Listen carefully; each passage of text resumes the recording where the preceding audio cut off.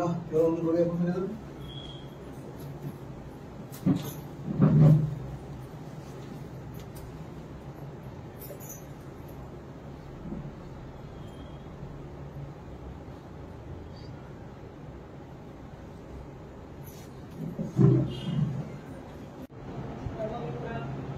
शाहीन गावले यांचे खूप खूप धन्यवाद.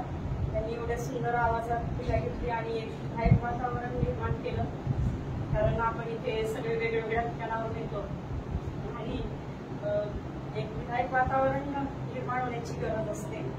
विधायक वातावरणामुळे आपलं मन एकाग्र होतं आणि आपल्या मनावर आपल्या जागृतीवर त्याचा परिणाम. तर सुंदर आवाजात पूजा घेतल्यावर खूप खूप पुण्यानुमोदन. अजून आपण यातून एकाग्र होण्यासाठी थोडा ध्यानाचा सराव करून घेऊया.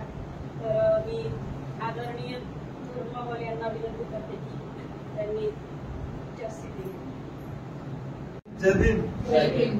आजच्या मित्र संस्थेमध्ये सगळ्या मित्रांचं आणि तरी त्यांचं स्वागत करतो.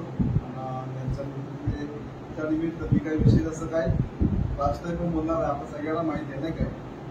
तर आजच्या या मित्रसंस्थेमध्ये आपण सगळ्यांना माहिती आहे की आपण निरंतर मोठ्या संघामध्ये आता मंत्री वगैरे सदस्य यांचं वर्ष जे आहे ते आपण काय करतोय जन्मशताब्दी वर्ष म्हणून संपन्न करत असतो आणि साजरे करत आहोत. लवकरच आपण कार्यक्रम अरेंज मोठा सगळ्यांमध्ये आणि त्यामुळं आपण आपल्या प्रत्येक केंद्रामध्ये मला वाटतं भारतामधल्या नव्हे तर जगभरामध्ये सगळ्याच केंद्रामध्ये जनतेच्या प्रती कृतज्ञता व्यक्त आपण करत आहोत. आपण सगळे आज काय घेत आहोत ते अनुभव घेत आहोत. आता सगळ्यांना जगभरामध्ये जेवढ्या लोक आहेत, गरजू लोक असो किंवा गरजू लोक नसो, सगळ्यांना सारख्या समस्या आहेत. पण त्या सारख्या समस्या त्यामध्ये आपल्याला पण आहेत, पण त्या आपण थोडा वेळ बाजूला ठेवू नाही काय.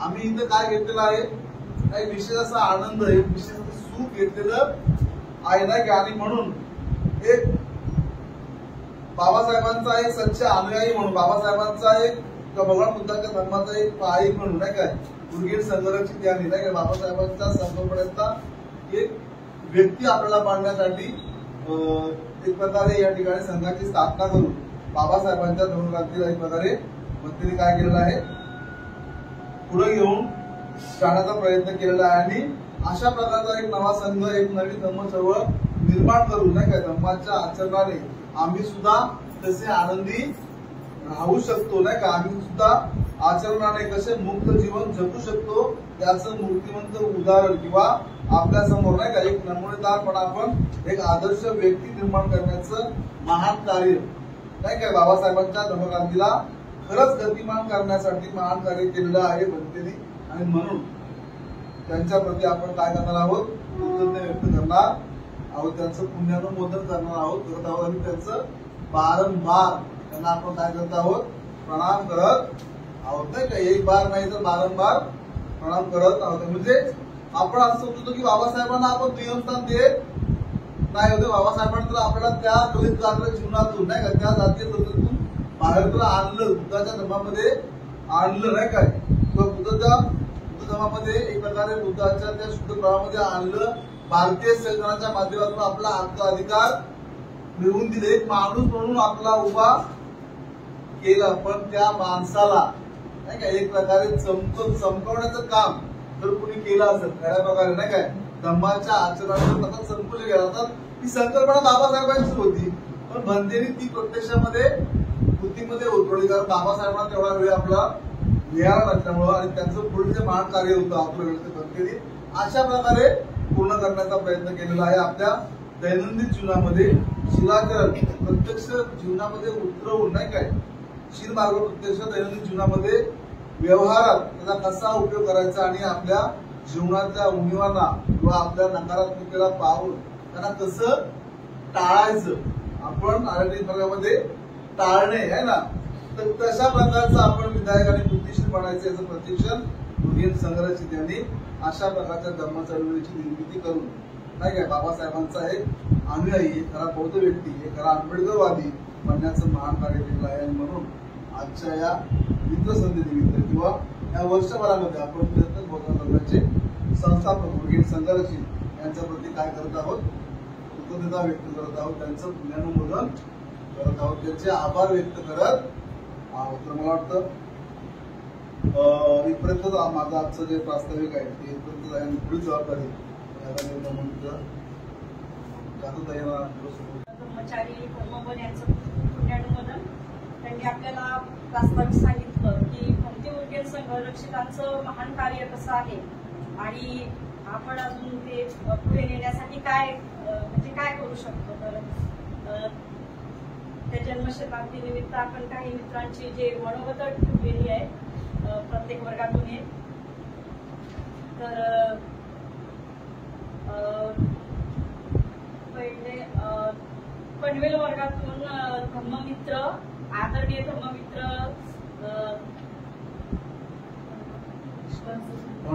बनसोडेताई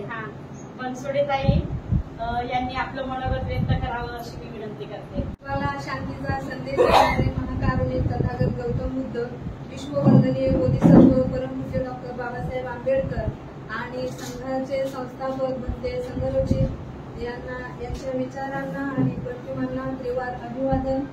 तसेच सर्व आदरणीय धर्मचारीगण आणि माझे बंधू आणि भगिनींनो सर्वांना मैत्रीपूर्ण जय भीम. जय भीम. जय भीम. आणि मित्रसंध्येनिमित्त मला 2 शब्द बोलण्याची प्रेरणा दिली ते सत्यकुमार आणि धर्मबन यांचे मी आभारी आहे. आणि आजच्या या मित्रसंध्येमध्ये मला थोडंसं म्हणजे बोलता येत नाही पण प्रयत्न करते. तर भंते संघरक्षितांनी आपल्याला संघाची स्थापना केली आणि खरोखरच संघाची स्थापना करून त्यात एक संघामध्ये ना म्हणजे व्यक्ती घडवलं जातं किंवा माणूस घडवला जातो. त्याच्यातून अनेक धम्मचारी घडत आहेत आणि त्यांच्या या धम्मचारी घडल्यानंतर ते आपल्याला घडवत आहेत. तर त्यांच्याच प्रेरणेतून आणि संघाच्या त्यांच्या या चळवळीतून खरोखरच मी जे इथं उभी आहे 2 शब्द जी बोलते ती त्यांच्याच प्रेरणेतून बोलते. कारण की मला पुढे येऊन तर बोलता येतच नव्हतं, असं 4 चौघामध्ये पण बोलता येत नव्हतं. तर जे मी आज बोलते ते एक संघाचीच हे आहे आणि हे हा जो बदल आहे तो संघाच्याच माध्यमातून घडलेला आहे. आणि जेव्हा मी संघाच्या संपर्कात आली तर मला दवणे मॅडम आणि वाघमारे मॅडम, सावंत मॅडम यांच्या प्रेरणेतून मी संघामध्ये आले. तर संघात जेव्हा असे म्हणजे संघाच्या संपर्कात आल्यानंतर जो तेथील जिव्हाळा किंवा तेथीलचे आदरानं बोलणं ते खूप मला असं हृदयाला भिडून जात होतं आणि त्याच्यातून मला खूप मध्ये असा आनंद भेटत होता. तर इथे आल्यानंतर या संपर्कात आल्यानंतर मला बुद्धवंदना यायला लागल्या किंवा त्याचा अर्थ समजायला लागला आणि ते आपल्या आचरणात कसं आणलं पाहिजे हे देखील मला कळायला लागलं. तर हे संघाच्याच माध्यमातून घडत आहे. तर जे त्यांनी आपल्याला जी भूमी तयार करून ठेवली तर असे अनेक लोक आपले धर्मचारी घडवत आहेत आणि भरपूर ठिकाणी म्हणजे त्यांचे सेंटर पण आहे. तर मला स्वतःला पण असं म्हणजे हे होतं की मी मिसरी घासत होती ते मला कळत होतं की ते वाईट आहे पण ते सुटत पण नव्हतं. पण जेव्हा मी वर्गाला येत होती आणि पहिलं शिबिर सिकेटीला मी जॉईन केलं त्याच्यानंतर मला जी ऊर्जा आली आणि मी ठरवलं, संकल्प केला आणि घरी गेल्यानंतर मी ते पहिलं बॅग ठेवली, सगळं पहिलं ते गुंडाळलं आणि फेकून दिली. मग त्याच्यानंतर मी कधी त्याला हात नाही लावला तर माझी ती सवय पण सुटली. तर ही संघाच्याच ह्याच्यातून म्हणजे हे घडत आहे. दुसरी गोष्ट म्हणजे माझ्यामध्ये मैत्रीची किंवा दानाची म्हणजे अशी भावना होती पण संघाच्या संपर्कात आल्यानंतर ती विकसित झाली आणि माझ्यामध्ये जे काय थोडा असं म्हणजे राग किंवा चिडचिडपणा तो पण संघाच्या ह्याच्यात आल्यानंतर तो कमी झाला. तर असा या संघाच्या ह्याच्यातून आपलं वैयक्तिक पण बदल घडत गेला. दुसरी म्हणजे असं सांगायचं की जेव्हा म्हणजे असं आपण शिबिरला वगैरे जातो तर त्याच्या शिबिरला गेल्यानंतर तिथे संपर्क सराव वगैरे होतो त्याच्यातून म्हणजे हे धाडस आपल्यामध्ये येत असतं. परत आमच्या कुटुंबामध्ये समजा आम्ही म्हणजे 3 जणी, माझे मिस्टर 1 नंबर, 2 नंबर, दुसरे 3 नंबर, या दोघं माझे मिस्टर आणि 2 नंबर हे काय असं म्हणजे दारूचं वगैरे व्यसन होतं पण 3 नंबर त्यांना होत आणि आमचे मावस पण आहेत ना भरपूर म्हणजे 7-8 जण होते एकत्र यायचे आणि त्यांचे कधीतरी अशी एकच म्हणजे 4 महिन्यानं 2 महिन्यानं आल्यानंतर ते पिणारे अर्धे होते, न पिणारे अर्धे होते. मग ते पिणारे ते घेऊन यायचे आणि न पिणाऱ्यांना पण द्यायचे. आणि मग आता हे मला जरा खटकत होतं. पण हे माझे मिस्टर असं भरपूर म्हणजे ते काय मटण वगैरे आणून द्यायचे, यांचं हे चालू. आता हे आवडत नव्हतं पण करत पण काय करू पण शकत नव्हती ना. मग ह्याच्याशी मी एकदा जरा बोलली की म्हणलं हे घरी काय असं बरोबर वाटत नाही, मुलं वगैरे असं नाही बघ. तर ते बोलले मी काय पीत नाही तुला म्हणलं. मी म्हणलं तुम्ही पीत नाही मला माहितीये पण असं बरोबर नाही ना. पण मग जेव्हा त्यांनी सांगितलं की मी समजवलं, त्यांनी मला उलट समजवलं की ते कधीतरी येतात, कधीतरी होतं, एवढं काही इश्यू करू नको सोडून. मग आता करणार काय. पण आता जेव्हा संघाच्या संपर्कात आले तर मग मला ते अजूनच ऑड वाटायला लागलं. पण आता करणार काय. नंतर मग मी थोडंसं हे केलं, म्हणलं जाऊ द्या. ह्यांचं कळलं की आता हे येणार आहे. मग मी सकाळी लवकरच येणार आहे समजलं की सरळ आपलं पुरणपोळीचं जेवण सुरू केलं. पुरणपोळीच्या जेवणाबरोबर ती लोक काही घेतलं, थोडी नाराज झाली. मला त्यांनी थोडी बडबड केली की ते काय आपल्या घरी रोज येतात का, तू असं काय केलं. म्हटलं काय नाही, मी काय केलं तर जेवण तर त्यांना देते ना. जर त्यांना भेटायचं तर ती येतील, गोड जेवण खातील, नसेल भेटायचं आपण भेटू म्हणलं. तर असं करून ते आमच्या घरातलं बंद झालं. तर हे संघाच्या ह्याच्यात आल्यामुळं तो आमच्यातील घरात म्हणजे तो पण बदलला. आणि म्हणजे सर्व कसं बनतेनी आपल्याला मुली तयार करून ठेवली होती, त्याच्या माध्यमातून असे जागोजा सेंटर वगैरे असल्यामुळे लोक असं म्हणजे करत होते, त्यांच्यात बदल होत होता. आणि बाबासाहेबांचं पण म्हणजे हे होतं ना की भारत बौद्धमय करायचं. तर त्याच्या या माध्यमातून भारत असं म्हणजे जागोजाग सेंटर असल्यामुळे बरेच लोक घडत आहेत, हळूहळू त्यांच्यात बदल होत आहे. तर त्यांचं हे खूप मोठं योगदान आहे आणि त्यांच्या योगदानाला त्यांच्या ह्याला माझी पण अशी काय कृतज्ञता व्यक्त करते. जय भीम.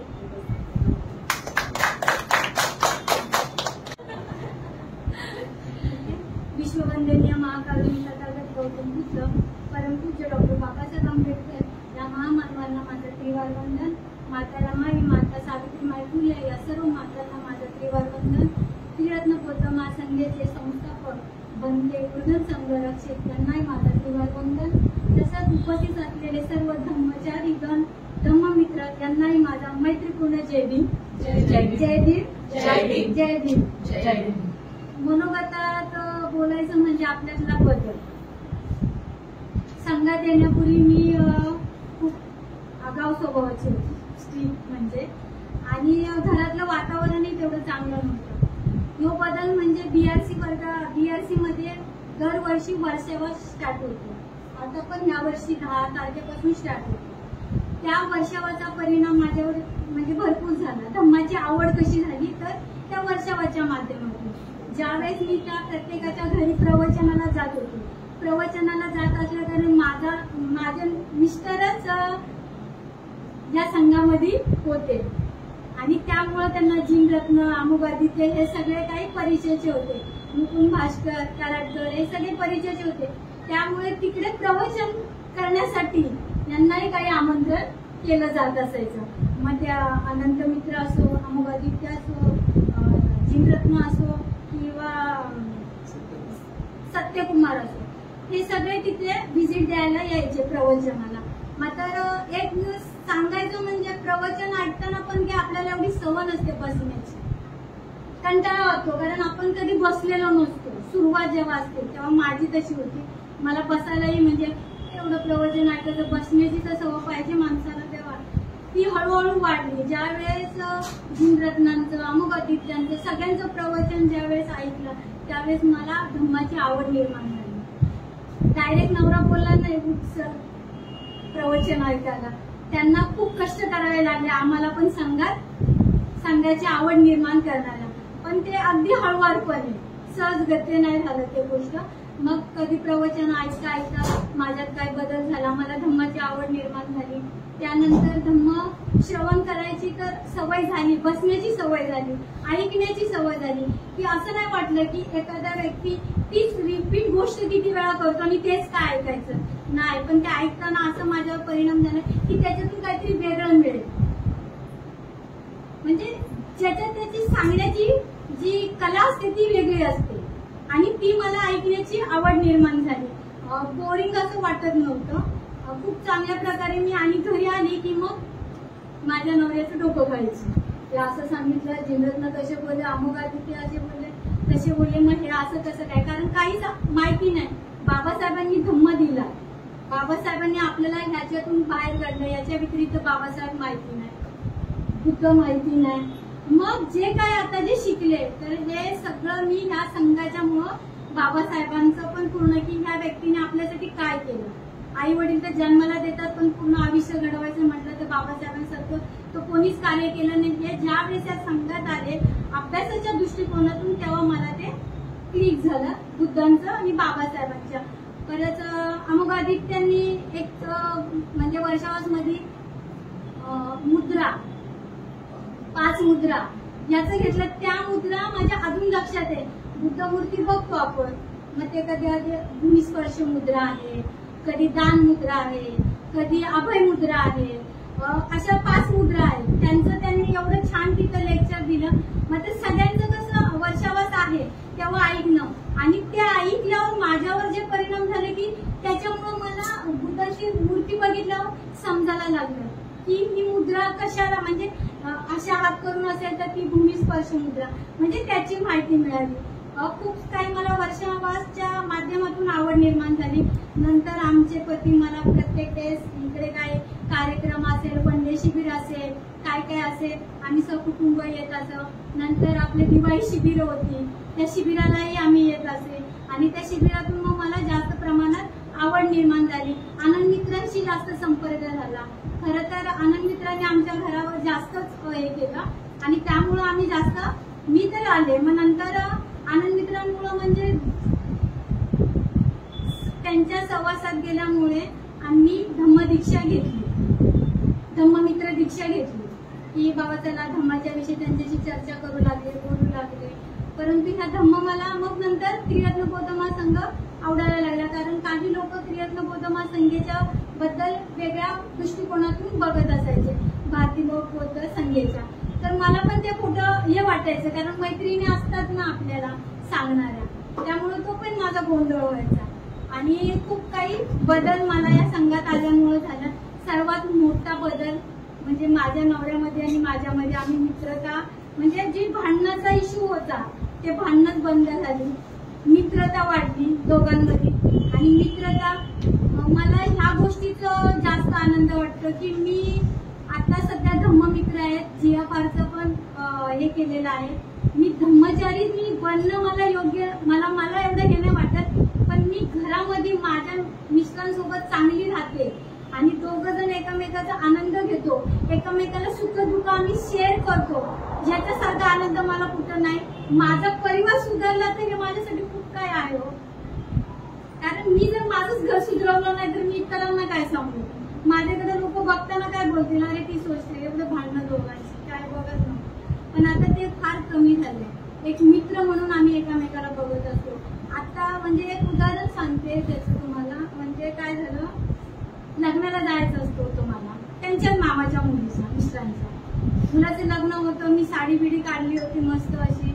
आपल्याला माहिती लग्नाला जायचं तर म्हणून कसं आपलं सगळं मॅचिंग स्त्रियांचं असतं. माझंही तसंच होतं. मी पण सगळं काढलं सगळं. आणि महत्वाचं म्हणजे मी कुठे ब्लाऊज ठेवलेला होता मला तो काय आठवत नव्हता.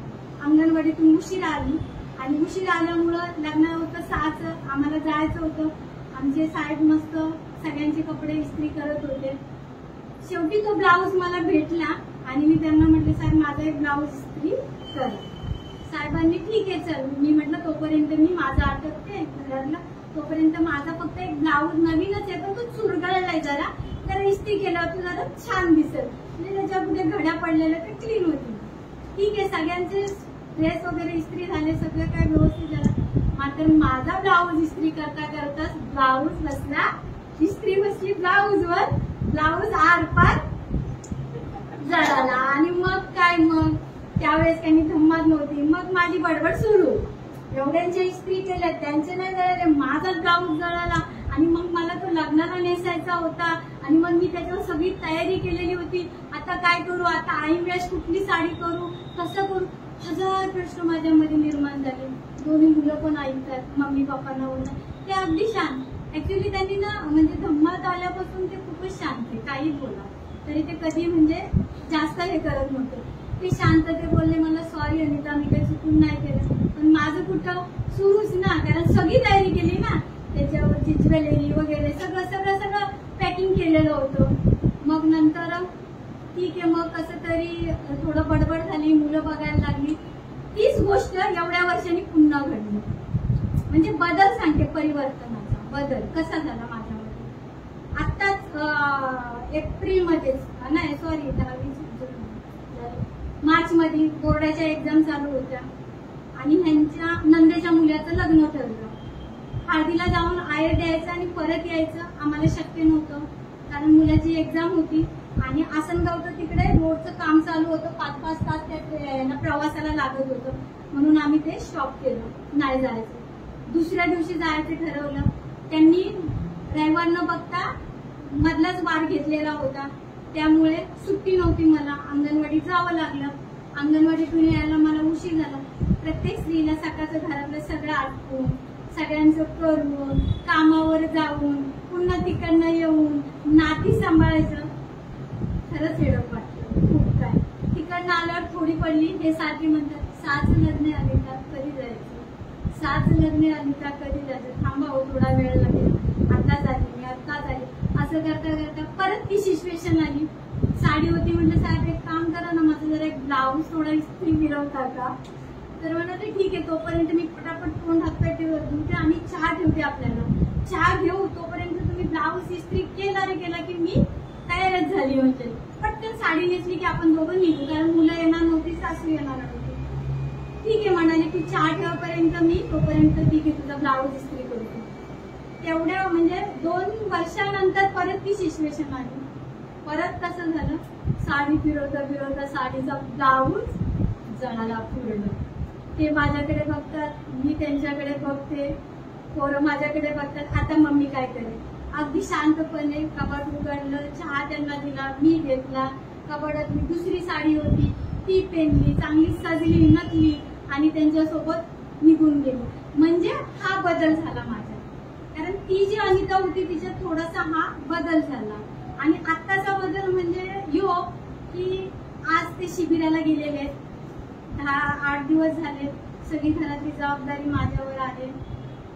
मला कामावर पण जावं लागतं, घरात पण बघायचंय. मुलगा मोठा बोलत होता, मम्मी नको जाऊ.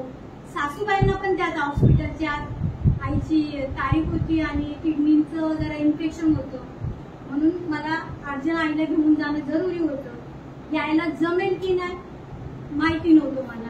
मी काही चिंतन केलं नाही, काही नाही. मी यांना बोलली की सांगितलं की मला जमेल की नाही, पण प्रयत्न तर नक्कीच करेल. मुलगा घरातून बोलतो, मम्मी जाऊ नको आज, पप्पा नाही, रात्री उशिरा येतील. बेटा मी बसून काय करू आता. मी आज आईचं पण काम लवकर झालं, सगळं काय लवकर झालं. 10:30 पर्यंत तर मी अशीच बसणार आहे तुमच्यासोबत. त्यामुळे सगळं जेवण केलं, बघता तर 10 वाजतील रे.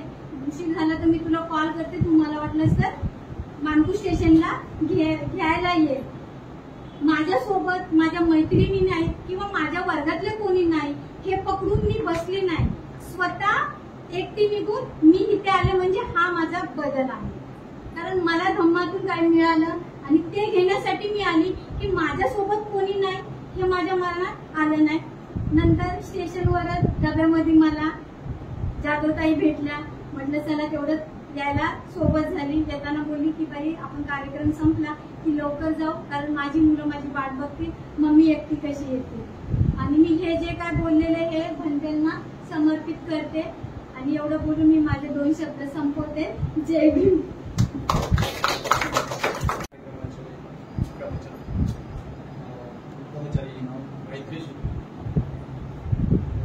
उपस्थित आपल्या सेंटरचे चेअरमन आदरणीय कर्मचारी सत्यकुमार, उपस्थित कर्मचारी आर्य धर्मपद आणि तसेच माझे मित्र बंधू आणि सर्वांना मैत्रीपूर्ण जय. आज जे कृतज्ञता व्यक्त करायची आहे. मी मागच्या वेळी पण या विषयावर बोललेला कृतज्ञतेविषयी, आणि मला आज जरा थोडा वेगळा प्रश्न पडत होता की परत रिपिटेशन्स येईल आणि हे, पण आमच्या वर्गातून सगळे शिबिराला गेलेत आणि कोणी तयार नसल्यामुळं मला पुन्हा म्हणजे बोलायची संधी मिळाली.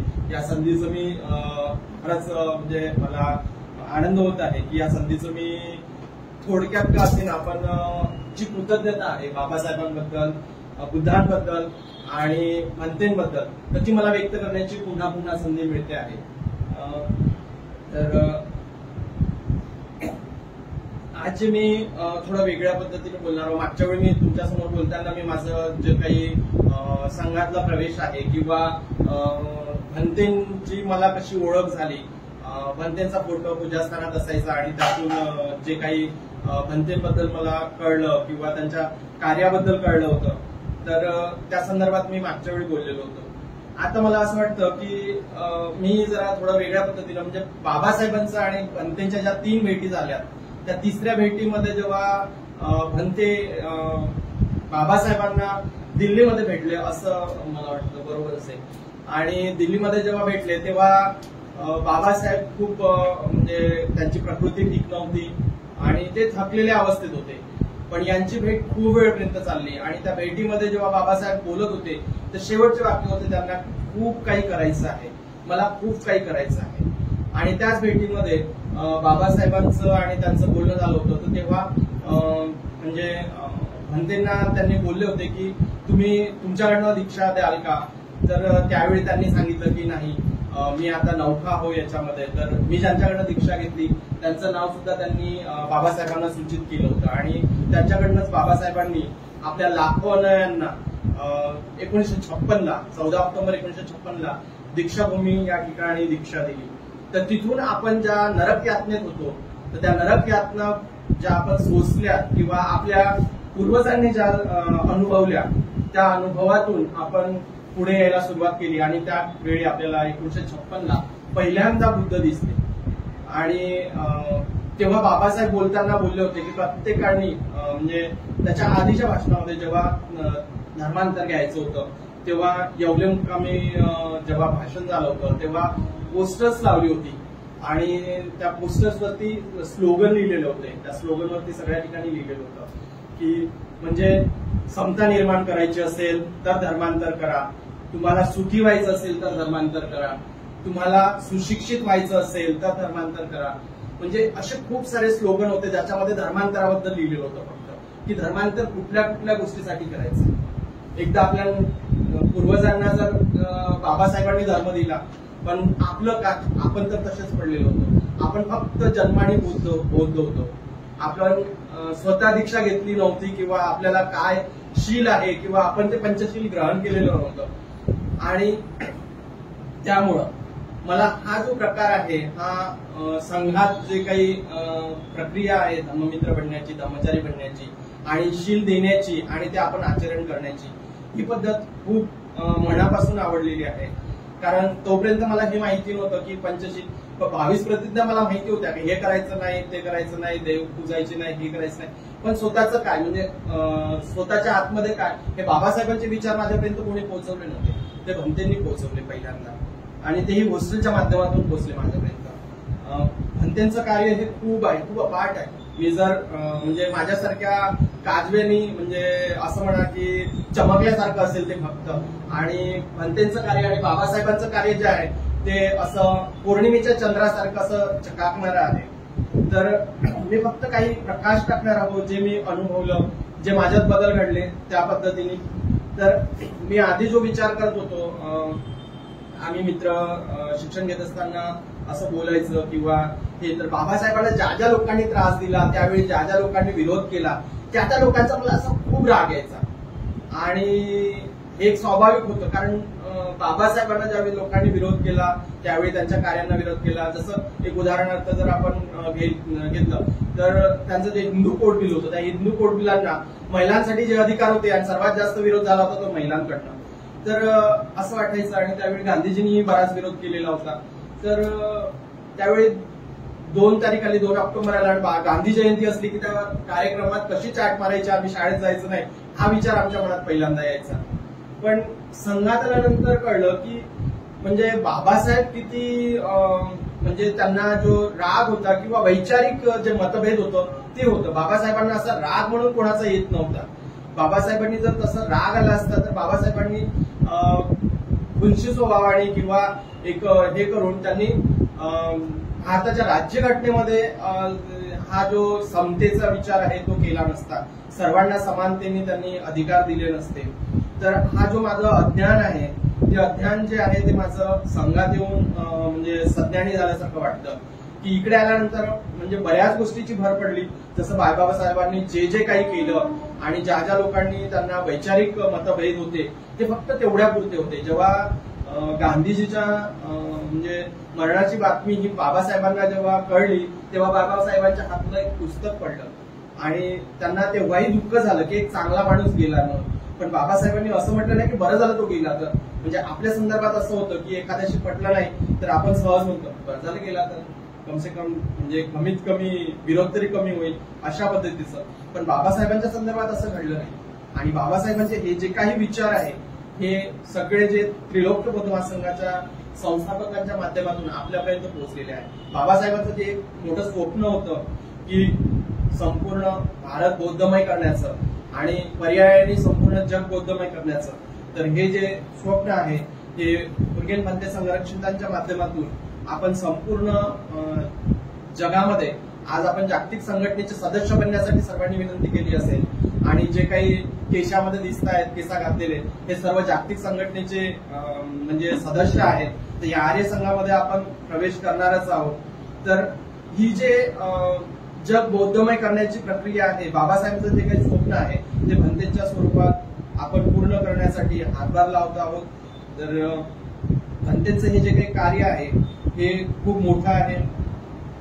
संघाची निर्मिती केली, त्यानंतर संघाची निर्मितीच केली नाही त्यांनी तर संघामध्ये रचनात्मक बदल म्हणजे धम्ममित्र झाल्यानंतर किंवा धम्मचारी झाल्यानंतर एवढंच नाही तर संघाची एक जीवनशैली आहे ती निर्माण करण्यासाठी आपल्याच दानातून आपणच आपल्यासाठी कार्य करायचं आहे. म्हणजे जे काही आपल्यात बदल घडवायचे आहे ते स्वफूर्तीने स्वतःच्या प्रेरणेतून आणि आपणच आपल्यासाठी एक आदर्श पुरुष बनवण्याची जी काही संकल्पना आहे ही भंतेंची आहे.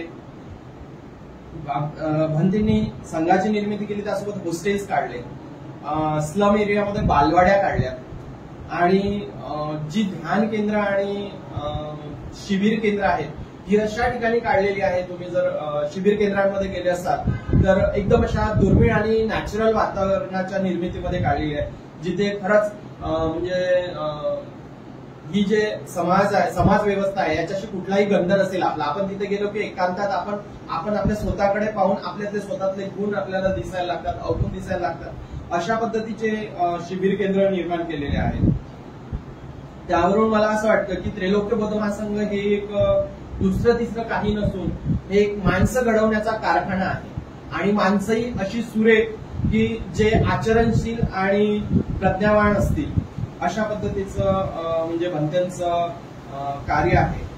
मी जास्त तयारी केली नाही आणि एवढ्यावरच माझं जे कृतज्ञता आहे मी व्यक्त करतो.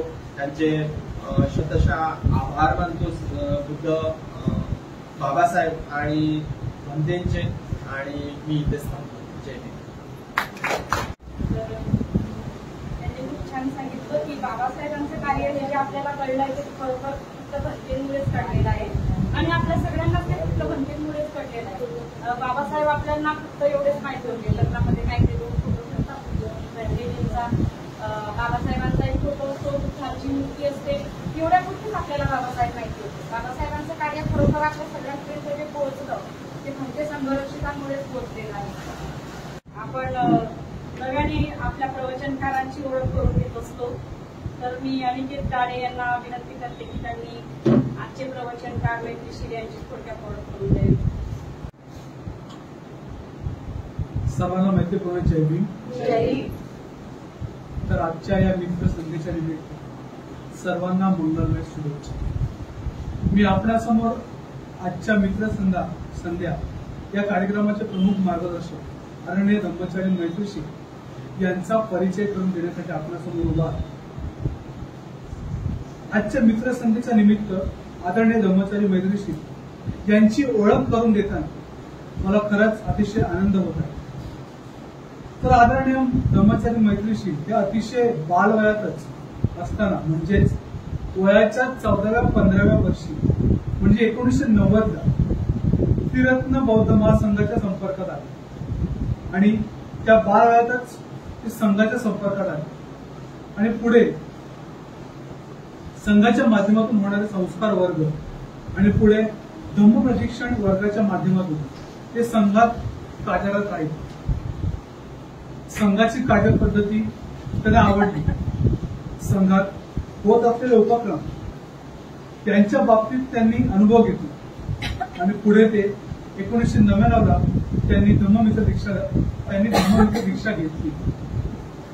मग आपणा सर्वांना माहितच आहे की धम्ममित्र दीक्षा झाल्यावर आपण अधिक गंभीरपणे शिलाचरण करण्याचं प्रशिक्षण घेतो आणि अधिक नैतिक आचरण करून ते आपल्या रोजच्या जीवनात उतरवतो.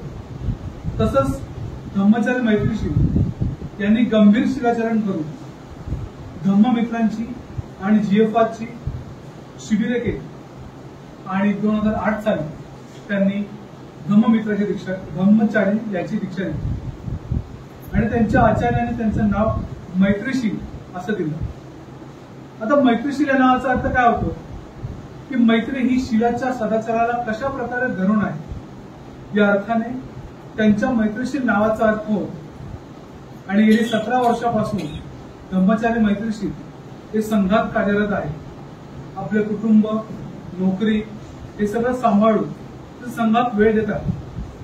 पूज्य उपकृत भंते संघरक्षितजी त्रिरत्न बौद्ध महासंघाचे संस्थापक आहेत आणि त्यांनी खऱ्या अर्थाने बाबासाहेबांना ज्याप्रमाणे नव्या प्रकारचा धम्मसेवक हवा होता जो सर्वसामान्य लोकांमध्ये मिक्स होऊन काम करेल, सर्वसामान्य लोकांच्या सोबत राहून आपले शिलाचरण अभेद्य ठेवेल आणि बाबासाहेबांच्या संकल्पनेतला नवसमाज निर्मितीचा तो पाया बनेल.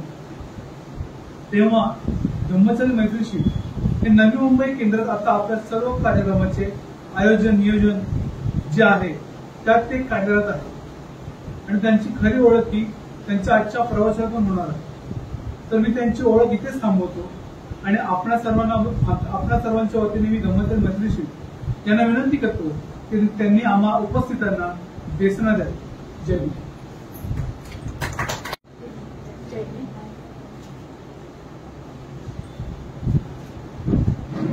प्रवचन नाही देणार आहे.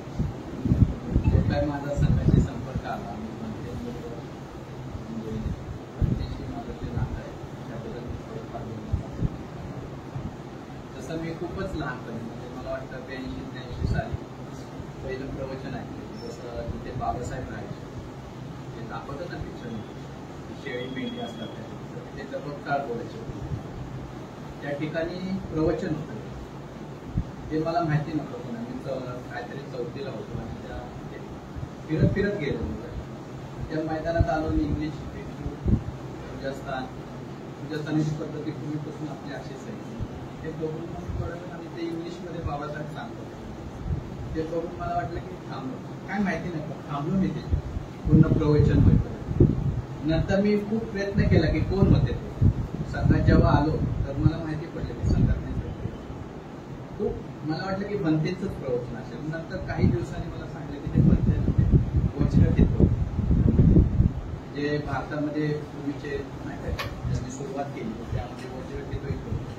वज्रकेतू हे खूप म्हणजे देवागीतांवर बोलायचे त्यावेळी म्हणजे नाही काय 22 प्रतिज्ञेवर खूप बोलले. कारण नवीन चळवळ स्थापन करायची असेल लोकांना हिंदू धर्मातून बाहेर काढावं तर 22 प्रतिज्ञेतून त्यांनी काढण्यासाठी 22 प्रतिज्ञेवर जोर दिली. त्यामुळे त्यांना त्यानंतर विजा नाही दिला. काहीतरी मला वाटतं 2000 साली आलं त्यांना फक्त 5 दिवसाचा विजा दिला भारत सरकारने. कारण अगोदरचे त्यांचे हे कारण ते लोक ऐकतात जेव्हा बाहेरचे लोक येतात त्यांना ते ऐकतात त्यामुळे ते वज्रकेतूचं प्रवचन होतं. त्यामध्ये तो आपल्याला माहित आहे वाघ आणि शेळीचं वाघाच्या कळपात येते शेळीच्या काळात वाघ येतो मग तो शेळीसारखं वागतो, मग कसं आपल्याला त्याच्या उदाहरणातून बाबासाहेबांनी पुढं त्यांनी सांगितलं. मी नंतर 1987 साली जेव्हा म्हणते म्हणजे आमच्या घरात आमच्या मामाकडे राहायचो, त्यांचा मोठा मुलगा वाघ, त्याच्या माध्यमातून सांगायचं समोर आम्हाला त्याचं प्रवचन खूप म्हणजे मला ते टच झालं. मग आम्हाला मामाच्या मुलाला मला एकत्र वर्गाला घेऊन जावं, शनिवारचा वर्ग होता त्यावेळी, खूप नाही का त्यावेळी 7ला वर्ग व्हायचा. वर्ग कधीच तो म्हणजे असा जवळजवळ मला वाटतं की 92% त्या वर्गाचं टायमिंग कधी चुकलं नव्हतं. 92 नंतर जर टायमिंग 7ला वर्ग झाला, आपण जर अर्धा तास लेट झालं तर तुम्हाला ध्यान पण भेटेल एवढे सेकंड, म्हणजे पूजा ध्यान हे सर्व होत आहे पाहुणे जायपर्यंत. त्यावेळी ते पहिलं जेव्हा त्या वर्गाला गेलो तर खूप शांत आम्हाला खूप शांती भेटली. मला वाटलं इथं आलं पाहिजे, मग मी वर्गाला यायला लागलो. मी नंतर मग 1988 साली म्हणते पुन्हा पहिल्यांदा प्रवचन आहे. त्या प्रवचनामध्ये त्यांनी खूप नाही का त्यांचे जवळचे मित्र होते, जसे आर.डी. राज कपूर आहे, या लोकांची त्यांनी हे केली की राज कपूर आहे, परत आनंद कौशल्य नाही, हे जे काही लोक वारले होते त्यांनी त्या प्रवचनामध्ये त्या लोकांना पिक्चर काढणार होतं. आनंद कौशल्याने बरोबर बौद्ध धर्म म्हणजे बाबासाहेबांनंतर जर बौद्ध धर्माला एक चांगलं नाही का पुस्तक रूपी जर ज्ञानपणे दिलं असेल तर आनंद कौशल्य. त्यांनी त्या पुस्तकाचे भगवान बुद्धांनी त्यांच्या धर्माच्या हिंदीमध्ये ट्रान्सलेशन केलं, म्हणजे आनंद कौशल्याने भरपूर काम केलं. त्याच्याबद्दल पण सांगितलं. आर.डी. भंडारे होते. तर ह्या लोकांचं त्या प्रवचनामध्ये आणि बाबासाहेबांनी आपल्याला बौद्ध धर्म सांगितलं. हा प्रवचनाचा दावा होता ते डॉक्टर बाबासाहेब आंबेडकर म्हणतात गेला 95 तिथे टिप्सेन माहिती असते. टिप्सेन आता त्यांच्या समोरच्या बिल्डिंगमध्ये बरोबर मला ते तसंच्या तसं आठवतं, म्हणजे त्यांचे जे जे कार्यक्रम मी अटेंड केलेले मला तसंच तसं म्हणजे तो बाबासाहेबांचा याचा लाइटिंगचं हे केलेलं आहे फोटोग्राफ्स, ते जास्त करून साऊथ लोक करतात तर ते मला पूर्ण आठवतात. पण त्यांचं स्वागत केलेलं ते लग्नाची खुर्ची आणली, त्या लग्नाच्या खुर्चीवर बसले पूर्ण असं म्हणजे त्यांच्याकडे कधी असं वाटलं नाही की असं फक्त बघत राहावं असं वाटायचं. तो एक कार्यक्रम आणि मी स्वतःला भाग्यवान समजतो की ते मला पहिली भेट आणि त्यावेळी मी खूप लहान आठवीला होतो, त्यामुळे मग बऱ्याच दिवसांनी परत अल्लडपणा शाळेचा त्यामध्ये संघामधून परत बाहेर गेलो आणि परत 90 साली आणि ते बोलीच्या प्रवचनातून परत संघाच्या सानिध्यात आलो आणि तेव्हापासून मी जो काही कार्यरत आहे 1992 साली म्हणते आलो. मला तर वाटत माझ्याकडे पैसे नव्हते काय नव्हतं, खूपच मामाकडे राहत होतो आणि पैशाचा पूर्ण अभाव. तर मी फक्त एकच प्लॅनिंग केलेलं की भाज्याच्या कार्यक्रमाला जायचं, ते पण कसं बिना तिकीट, ही सवय होती मला.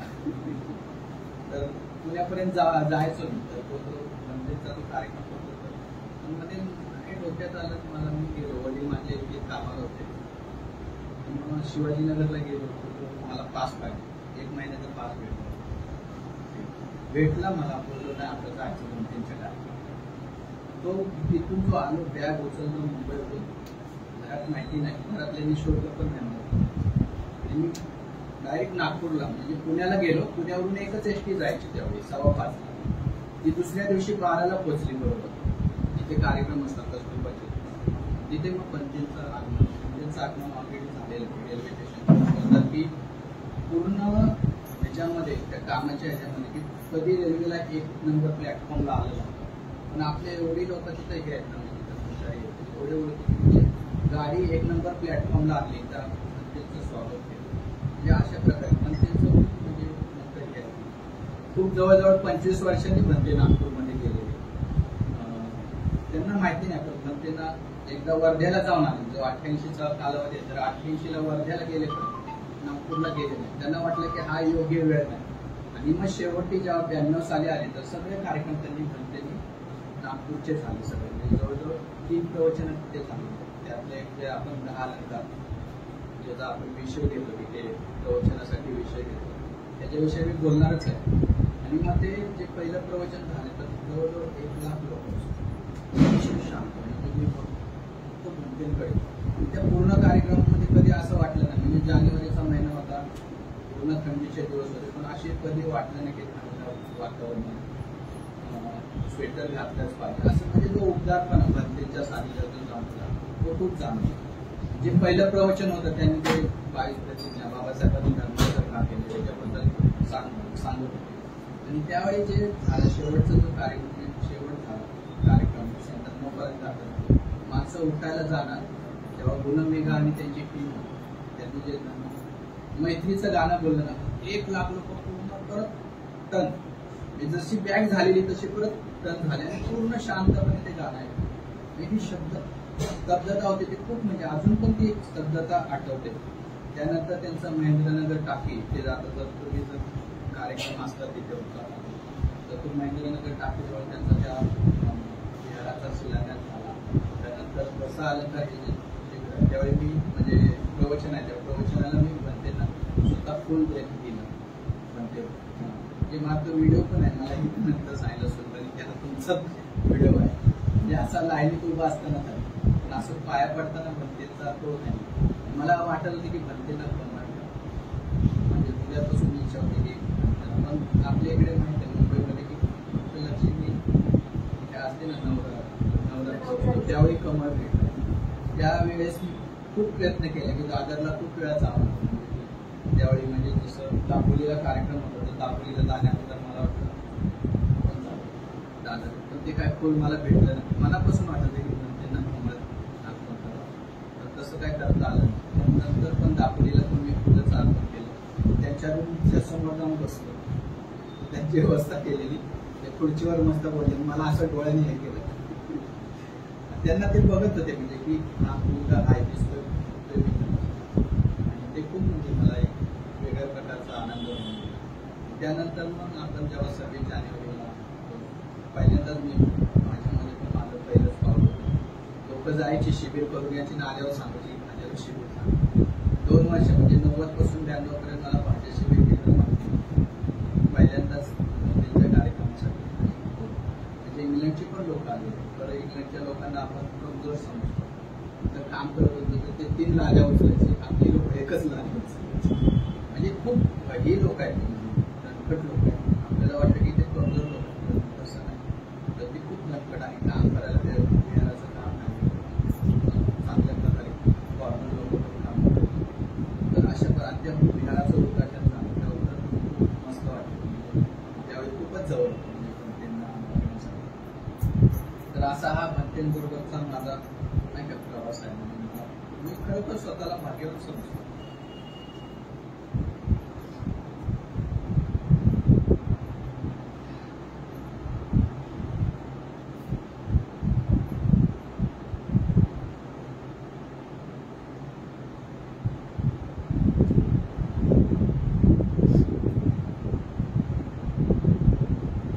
वाटत होती की ते शेवटपर्यंत नाही का एखादी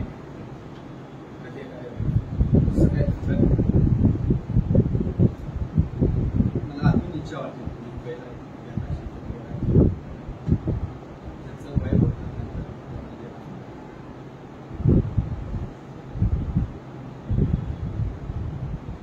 शेवटीच आपल्याला शेवटचं दर्शन बरोबर नवीन लोकांना दर्शन झालं असतं ते काय तसं झालं त्यांचा अभ्यासाचा माझ्या जीवनावर खूप परिणाम झाला. म्हणजे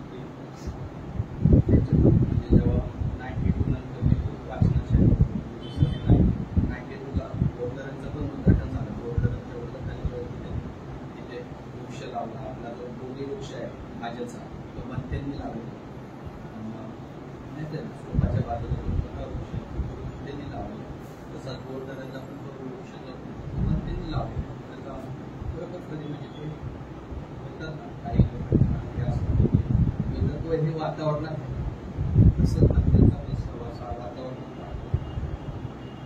ते खरोखर खूप म्हणजे हे आहे की त्यांची जर प्रवचन ऐकली तर स्टार्टिंगची प्रवचन खरोखर ऐकतात. म्हणजे सामान्य लोकांना आर्य अष्टांगिक मार्ग बोधिसत्व आदर्श आहे खरोखर समजणार नाही. पहिल्यापासून जर उद्यान वाचत गेलो तर आपला टप्पा कसा आहे, आपण ध्यान करत राहतो. जेव्हा ती पहिली स्टार्टिंगची जर उद्यान वाचली तर त्याच्यामध्ये अनुभव आहे. बंतींची प्रवचन म्हणजे नुसती प्रवचन नाही, एक पुस्तक नाही, तर त्यामध्ये ध्यानाचे अनुभव आहे.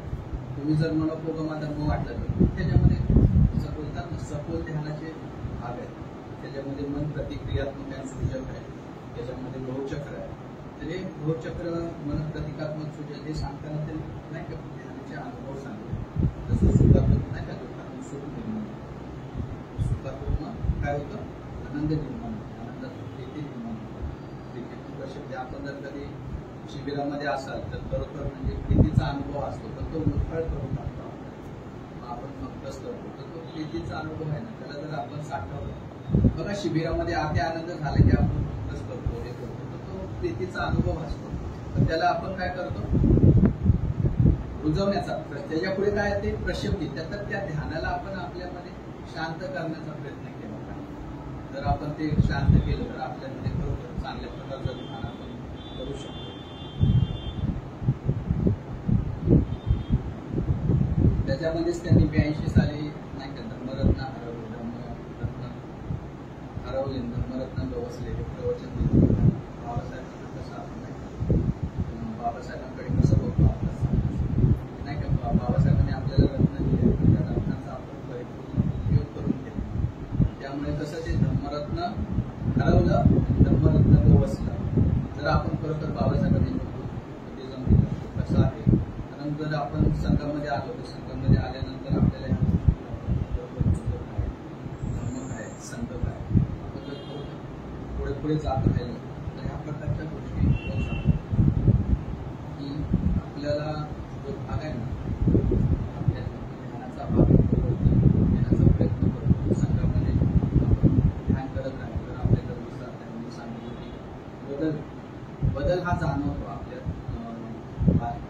बुद्धीतून जाणवतो, आपल्या मातीतून जाणवतो. तर हा असा प्रकार आहे. मला सगळ्यात महत्वाचं म्हणजे त्यांचं जर आवडलेलं पुस्तक शिक्षण पुस्तक आवडलं, कारण आमची याच्यावर शिबिरं झाली तरुणपणे असतात. कर्मचारी रत्नसागर, रत्नशील, ते दर्शन ही शिबिरं घ्यायची. त्याच्यामध्ये खूप आत्ताच्या गोष्टी, आजच्या जे जीवन आहे त्या जीवनासाठी खूप उपयोगी असणाऱ्या गोष्टी. त्यामध्ये त्यांनी सांगितलं आजीविका कमवण्यासाठी आपल्याला शिक्षण घ्यायचं. आपल्याला जे काय शिक्षण आहे ते आपलं आजीविकासाठी, जे काय आपल्याला आवडतं.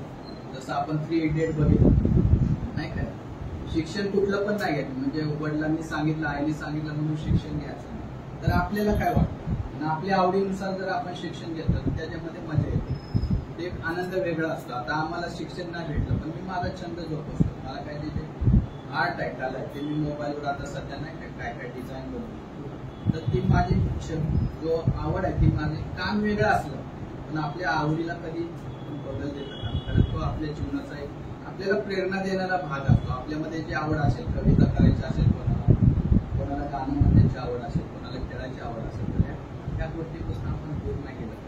तर धम्म हा इथंच आहे की आपल्या आवडीनिवडीला हे करण्याचा प्रयत्न केला. त्यानंतर आपण समाजामध्ये कृतीशील घटक निर्माण झाले पाहिजे. एक म्हणजे मी त्या प्रवचनामध्ये सांगितलं, कृतीशील घटक म्हणजे काय, तर आपण जसं आपण चहा पितो नाही तर काय तो आता फेकून देणार, तर पण ते बोलतात ते खूप वाईट गोष्ट आहे. म्हणजे पण त्यांनी त्यावेळेस 1982चं प्रवचन आहे, पण ते बोलतात आमच्या ह्याच्यात कोणी तिकीट टाकलं तर येणार आणि एक माणूस सांगणार टाकलेलं आहे, तुम्ही डब्यात टाकलं.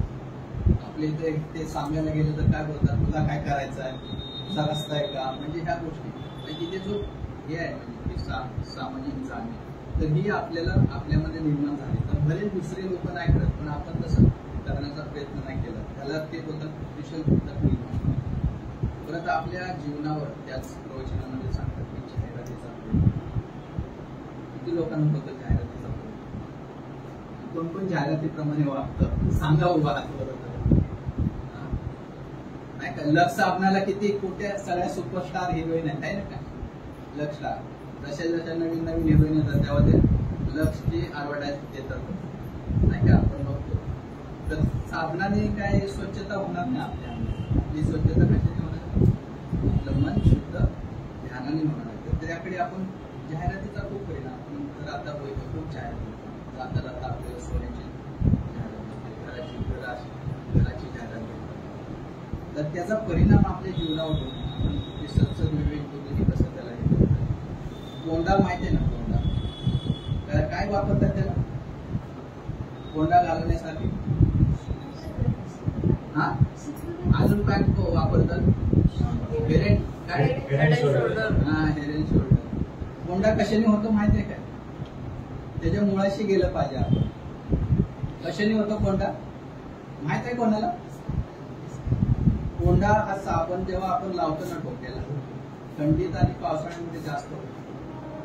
कोंडा जेव्हा साबण राहतो ना आपल्या डोक्यामध्ये, त्या साबणाचा कोंडा होतो.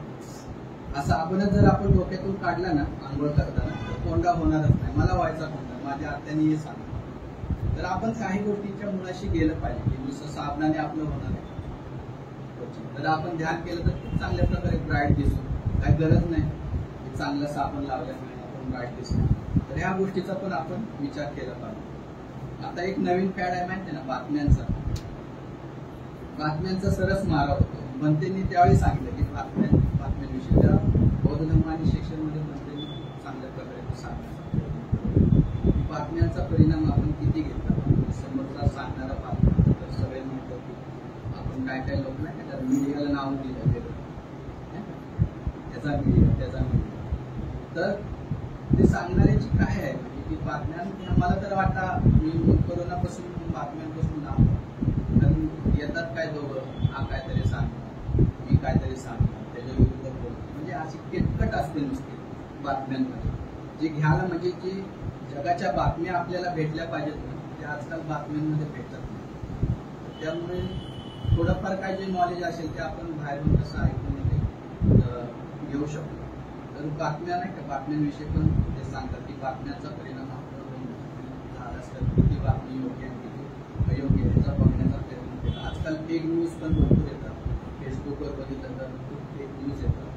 त्याच्यापासून आपण लांब राहण्याचा प्रयत्न केला पाहिजे. त्यानंतर सांगतात की कॉलेज जीवनात जे मित्रता आहे त्या मित्रतेला संघाचा मेन बेस काय आपला तर मित्रता जोपासणं हे खूप महत्वाचं आहे.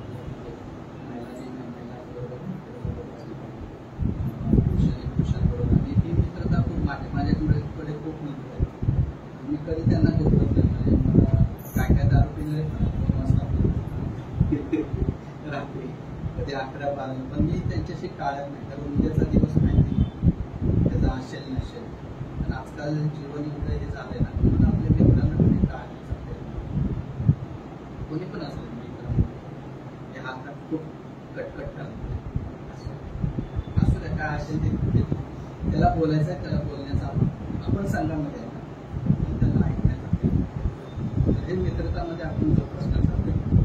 पण बाहेर खूप कोण ऐकायला नाही आजकाल.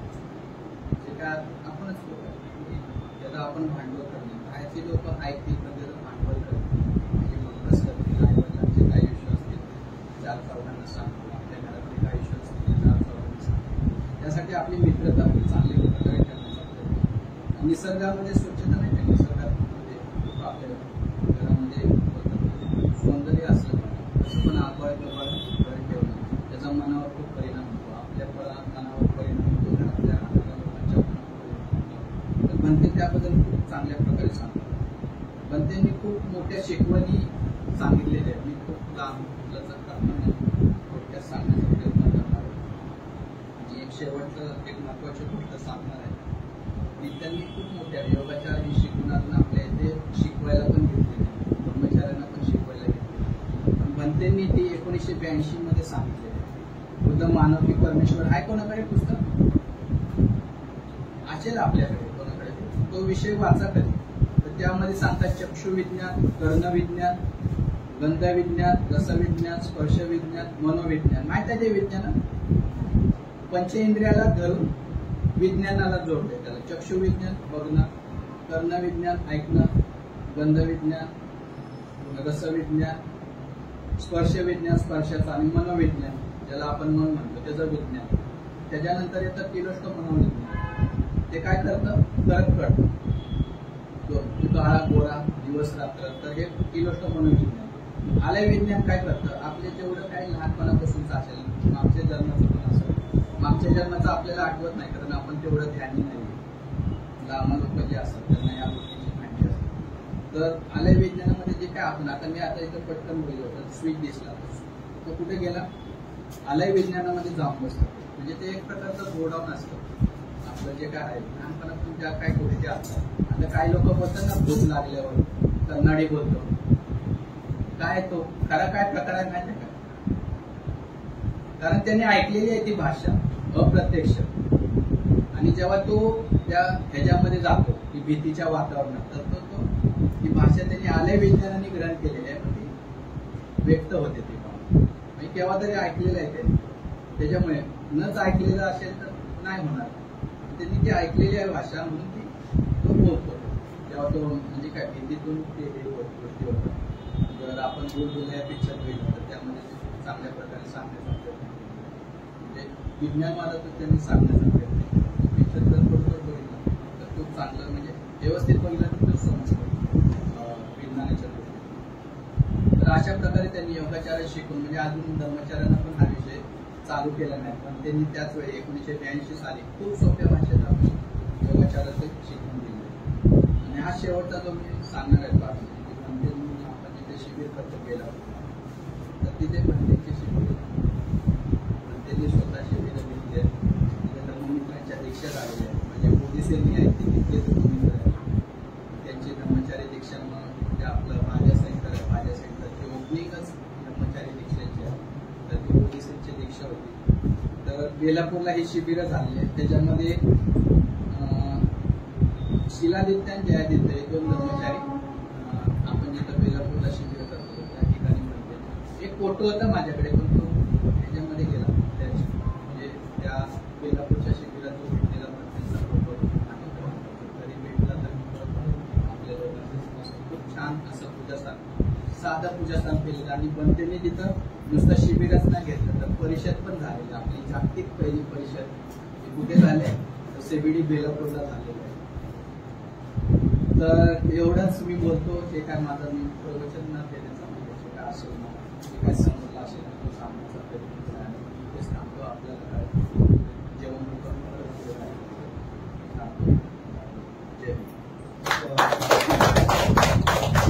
आदरणीय धर्मचारी मैत्रीशील यांनी आपल्याला बरोबर त्यांची एवढ्या लहान वयामध्ये भेट झाली आणि त्याच्यातून त्यांची कशी कशी ओढ निर्माण झाली ती कशा प्रकारे त्यांचं ऐकण्याकरता कशा पद्धतीने ते प्रवास केला. आणि त्यांचं असं म्हणणं आहे की जसं जसं आपण ध्यानामध्ये जसं जसं आपण सखोल जातो तसं तसं आपल्याला धर्म कळतो. ध्यान किती महत्वाचं आहे आणि मित्रता कशी जोपासायची आहे.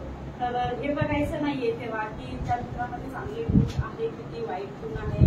कारण आपण सांगू शकत नाही मित्राचा शेवट कसा असू शकतो. तर त्यातले चांगले वाईट गुण न बघता फक्त मित्रता जोपासायची आहे. तर हे त्यांनी भेटच्या सानिध्यात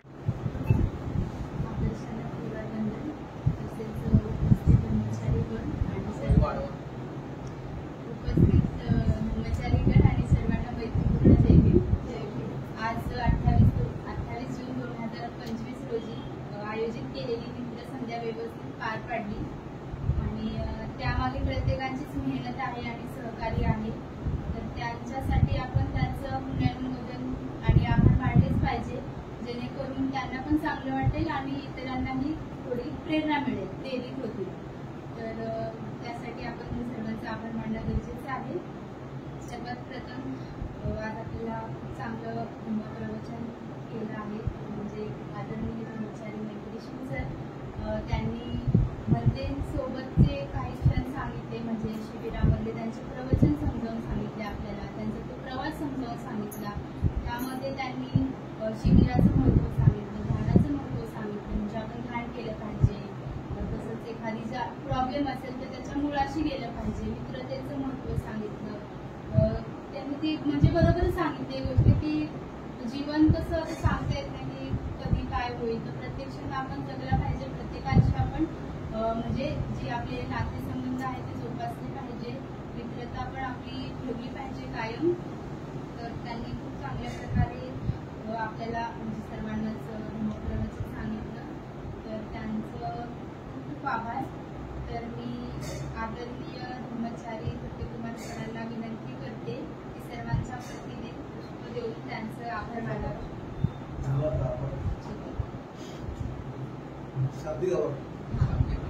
तर प्रास्ताविक केलं आपल्या म्हणजे जे कार्यक्रमाचं सुंदर असं प्रास्ताविक केलं ते म्हणजे आदरणीय धर्मचारी धर्मबल सर. तर यांचा आपण सर्वांनी 3 टाळ्या वाजवून आभार मानावे.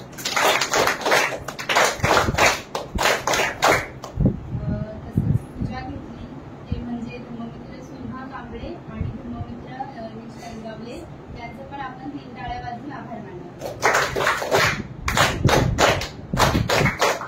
त्यानंतर सुंदर असं ध्यान घेतलं तर ते पुन्हा धर्मचारी धर्मबल सरांनी घेतलं तर त्यांचा आपण 3 टाळ्या वाजून आभार मानावे.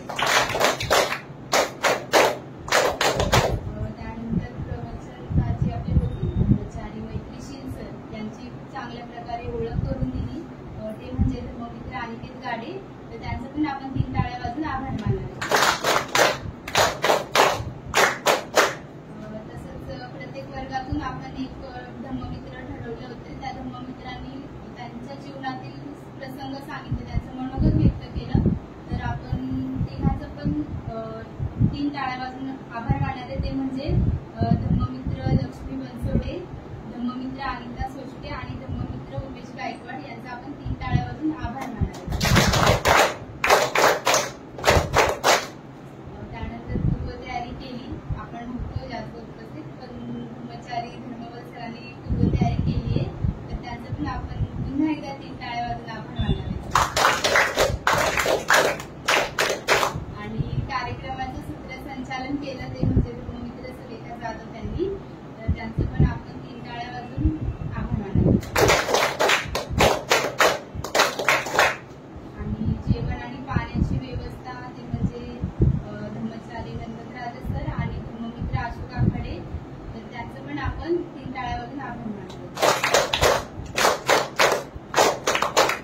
तसंच सर्व धर्मचारी उपस्थित धर्मचारीगण त्यांचं पण आपण 3 टाळ्या वाजून आभार मानावे. आणि या पूर्ण कार्यक्रमाचे जे आपलं आपण घरी बसल्या व्हिडिओ बघतो त्याचं व्हिडिओ रेकॉर्डिंग जे म्हणजे धर्ममित्र चैत्राली शेलार यांनी केलं आहे. त्यांचं 3 टाळ्या वाजून आपण आभार मानावे. तसेच आपण आपला कार्यक्रम पार पाडतो पण यामागे पण सहज हे सर्व शक्य नसतं. त्यासाठी म्हणजे बरेच जण दान करतात तर त्या सर्वांसाठी आपण आभार मानले पाहिजे. तर 3 टाळ्या वाजून त्यांचा सर्वांचा आभार मानावे. आणि आपण सर्व कार्यक्रमाला उपस्थित झाला. तुमच्या सर्वांमुळे कार्यक्रम चांगल्यारीते पार पाडला आहे. तर आपण आपल्यासाठी 3 टाळ्या वाजून आभार मानायचे. तर सूचना आहे पुढच्या शनिवारी म्हणजे 5 जुलै 2025 रोजी धम्मचारिणी मैत्री मोदीनी यांचं धम्मप्रवचन होणार आहे. तर सर्वांनी उपस्थित राहायचं आणि जास्तीत जास्त महिलांनी उपस्थित राहिलं तर म्हणजे चांगलं होईल. तर तसंच आपले जे वर्ग आहेत त्यांची उपस्थिती म्हणजे सोमवारचा नेहरू वर्ग, सोमवारी नेहरूला वर्ग असतो. तसंच गुरुवारी आपल्या इथे पनवेल मित्र वर्ग, शुक्रवार BRC वर्ग आणि शनिवारी आपला जनरल वर्ग असतो. त्या वेळेही आपण उपस्थित राहायचे. तसंच मासिक दान जमा करायचं आहे जर कोणाला जमा करायचं असेल तर. आणि त्या व्यतिरिक्त जर कोणाला इच्छुक दान द्यायचं असेल तर त्यांनी देऊ शकता.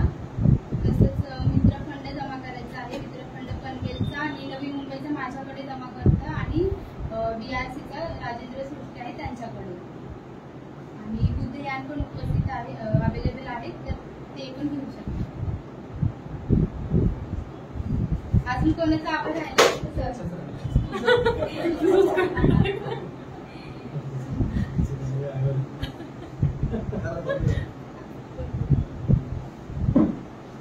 चांगला आवाज त्यांनी मांडलेला आहे तर त्यांचं देखील आपण 3 टाळ्या वाजून आपण आभार मानूया. एक सूचना अशी आहे की आपण जुलै महिन्यापासून मित्रांसाठी एक 1 डे आपण रविवारचा एक 1 डे आपण एका विषयाला पूर्ण आपण घेणार आहोत. जे नवीन मित्र असतील तर जे भजना मला त्यांच्याकडे फुलं आहे म्हणजे जे तुझं मानवता आदर्श आता माझा अर्थ असे जे प्रमुख विषय जे आहेत जे आता आपण म्हणतो सेंटर शिबिर होत आहेत ना त्याचे आता तर आपण आपल्या नवी मुंबई केंद्राच्या वतीने ते अभ्यासक्रम चालू करतोय. झालंय तर एका दिवसामध्ये आपण घ्यायचा आहे नाहीतर मग 2 रविवार पूर्ण 1 रविवार पूर्ण दिवस सकाळी 10 वाजता आलो की आपलं जे रोजच्याप्रमाणे मेडिटेशन पूजा होईल त्यानंतर मग त्या योजनेला सुरुवात होईल. तुझी सुरुवात झाला की त्याला मग शिबिरात जसं होतं तसं होईल पण एक पूर्ण दिवस होईल मध्ये ब्रेक असेल लंच होईल पुन्हा आपण चालू होईल संपर्क सराव किंवा जे काही गट चर्चा ते गट चर्चा होती तर असं आपण एक विषय संपणार आहोत नाही का जेणेकरून आपल्या मित्रांना म्हणजे आता आपण नाही करणार नाही आहोत वर्ग वगैरे चालू राहतीलच पण आपल्याला असं वाटतं की आपण मित्रांसाठी अशा प्रकारे काय करता आलं तर बरं होईल जेणेकरून त्यांना अधिक मदत होऊ शकेल. त्यासाठी जबाबदारी आम्हाला आनंद मित्र आणि मी आम्ही तिघांनी जबाबदारी घेतली आहे. तर ज्यांना कोणाला यायचं आहे त्यांनी माझ्याकडे नावं द्यायची आहे ही सूचना आहे. ओके जय भीम. आणि पुढच्या वर्गाला मात्र उपस्थिती अशीच दाखवा नाही का. आपण ब्रह्मचारी काही बाहेरून म्हणजे आपलेच आहेत परंतु इतर सेंटरचे आहेत नाही का त्यामुळे ती आपण खबरदारी किंवा जबाबदारी घ्यायची. आता तुम्ही उपस्थित परंतु तुम्ही मनुष्य आहे